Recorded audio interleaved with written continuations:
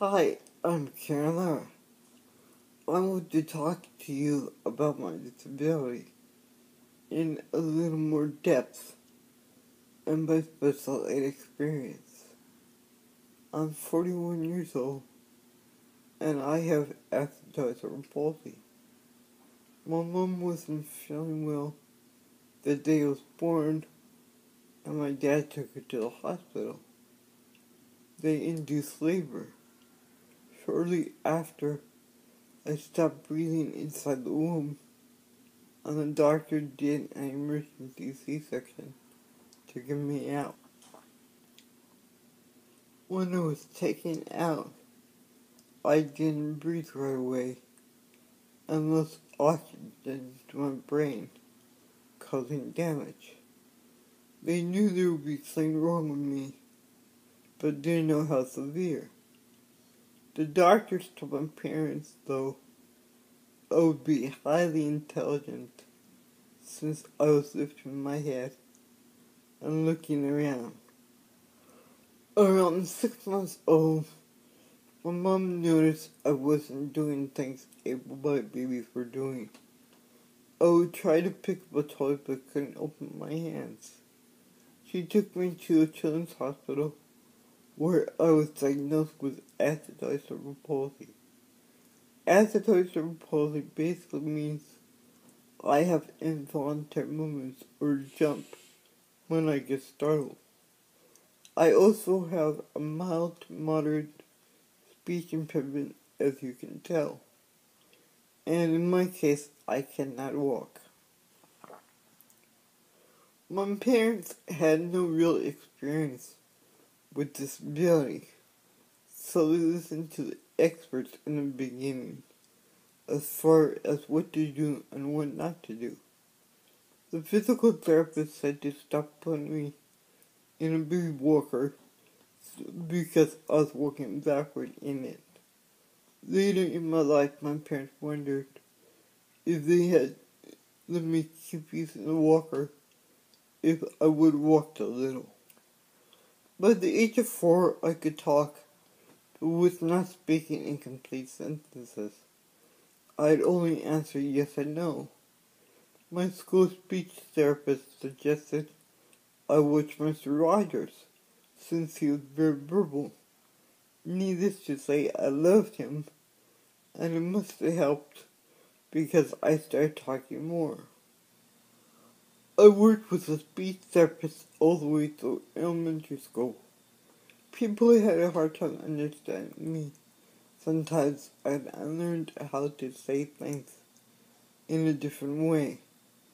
It was frustrating when they would keep asking me to repeat myself, but most of the time I would get my point across, even spelling. Physically, I had a lot of mobility. At home, I was on the floor most of the time, crawling everywhere. If I wanted to walk, my dad would walk me around the house. I was able to push my manual wheelchair by myself. Sometimes I use my feet and go backwards because I was faster. My PT didn't like me wheeling backwards, but I would still do it. I didn't listen to my PT because I thought she was limiting me, making me less independent. She hated me sitting on the floor in a W position, sitting with my legs bent on either side of my rear end. This was the only way I could play Atari effectively, though, which from ages 8 to 12 was very important. I couldn't tie my shoes and struggled to free myself, but when it came to playing Atari, I was very coordinated and I would even beat able-bodied boys in my neighborhood. They would get so angry and slam their joystick down on the ground and stomp out of the room.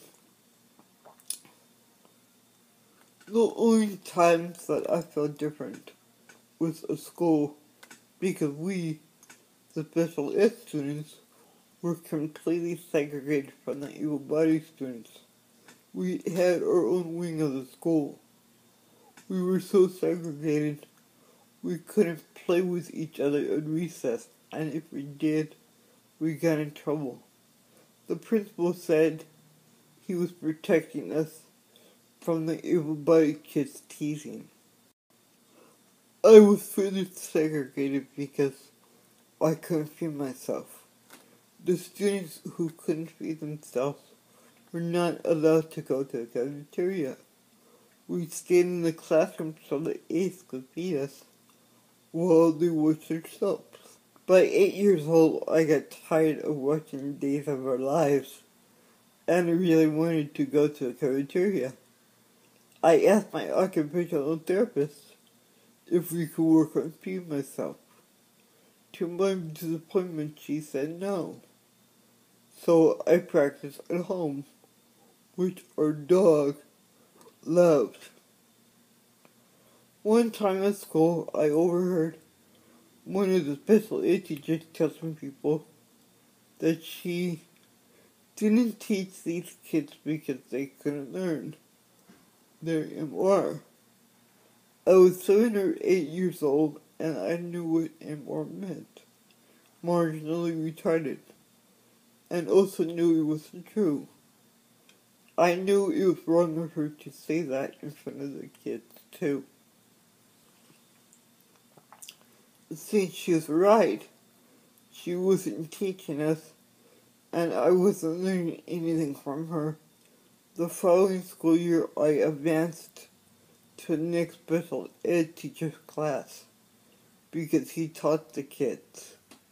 This special ed teacher taught me things the previous teacher should have, and then he pushed me way ahead. He suggested I be mainstreamed into a regular class. My mom was worried that the kids might be mean to me, but agreed.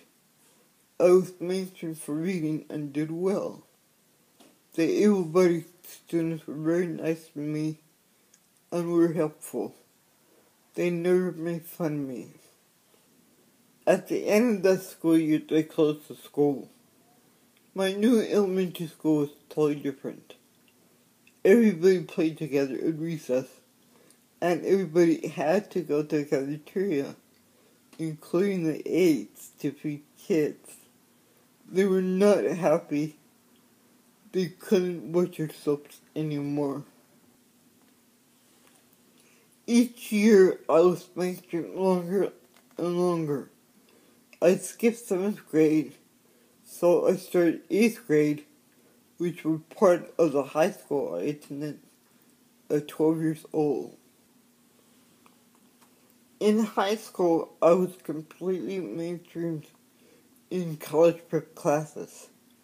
The able-bodied students were very nice to me, but I felt self-conscious because I thought I had to do better than them academically in order to stay mainstreamed.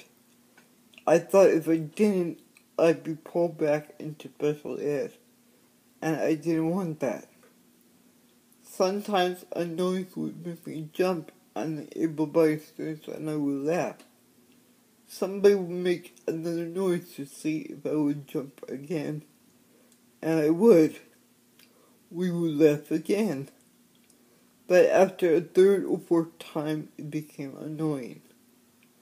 I finally say, okay, enough, and they would usually stop, but sometimes they wouldn't.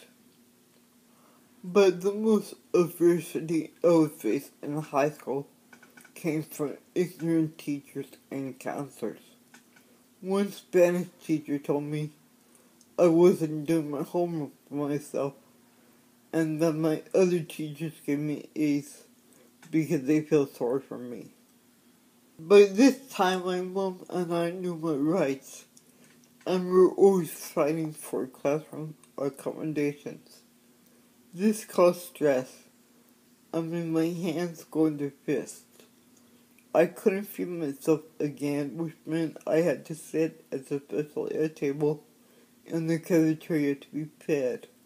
Feeling segregated again from my able-bodied peers who were able to eat wherever they wanted, even driving off campus for lunch. My senior year of high school, I applied to 4 universities and they all accepted me.